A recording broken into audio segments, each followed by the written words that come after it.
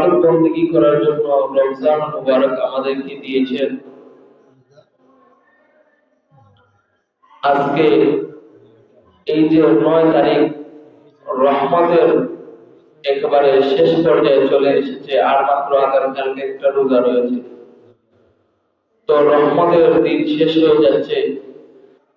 আমরা আমাদের নিজেদেরকে একটু হিসাব মিলানো উচিত যে এই যে রহমতের 10 দিন চলে যাইতেছে, এই রহমতের 10 দিনে আমরা কতটুকু আল্লাহর ইবাদত বন্দেগী করতে পেরেছি, আল্লাহ পাকের কাছে আমরা নেক বান্দাদের তালিকায় আমাদের নাম উঠেছে কিনা, এই চিন্তা মনে মনে ধারণা করা এবং আল্লাহ তাআলার কাছে এই দোয়া করা, হে আল্লাহ, যেহেতু এই রমজান মুবারক, এই পবিত্রময় মাসে আপনি আপনার অসংখ্য অগণিত বান্দা বান্দীদেরকে মাফ করে দিবেন, তো আপনার প্রিয় সেই বান্দা বান্দীদের তালিকায় আমার নামটাও আপনি লিখে দেন।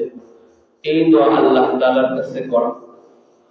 তো যাই হোক মুহতারাম হাজরিন, এই রমজান মুবারক দিয়েছে আল্লাহ তাআলার ইবাদত বন্দেগী করে আল্লাহ তাআলার নৈকট্যশীল বান্দা বান্দী হওয়ার জন্য।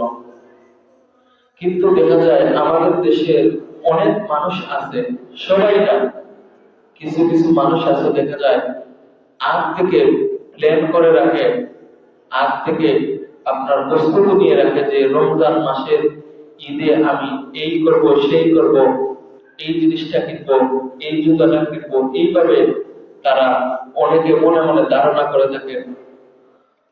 তো অনেকে ভাবেন যে রমজান মুবারকের ঈদ, এই ঈদে নতুন কাপড় কিনতে হবে, নতুবা আমাদের ঈদ আদায় হবে না। তো এই ধারণাটা, এই সিদ্ধান্তটা একেবারে অহেতুক। এই রমজান মুবারক যে কত দামি, নবীজি হাদিসের মাধ্যমে আমরা জানতে পেরেছি এবং নবীজিও নিজে আমল করে গিয়েছেন এই রমজান মুবারকে। এবং রমজানের গুরুত্ব দিতে গিয়ে নবীজি 2 মাস আগ থেকে আমাদেরকে দোয়া করার জন্য বলেছেন, প্রস্তুতি নেওয়ার জন্য বলেছেন। তো এখন যদি আমরা এই রমজান মাসে আমাদের মার্কেট করতে গিয়ে, আমাদের কাপড় চোপড় কিনতে গিয়ে আমরা এই রমজানের দিনগুলোকে আমাদের কাছ থেকে চলে যায়, তাহলে তো এটা বুদ্ধিমানের কাজ হলো না। এই জন্য আমরা এই দুনিয়ার দিকে ফিকির না করে আমরা আমাদের আখিরাতের সঞ্চয় জোগাড় করি।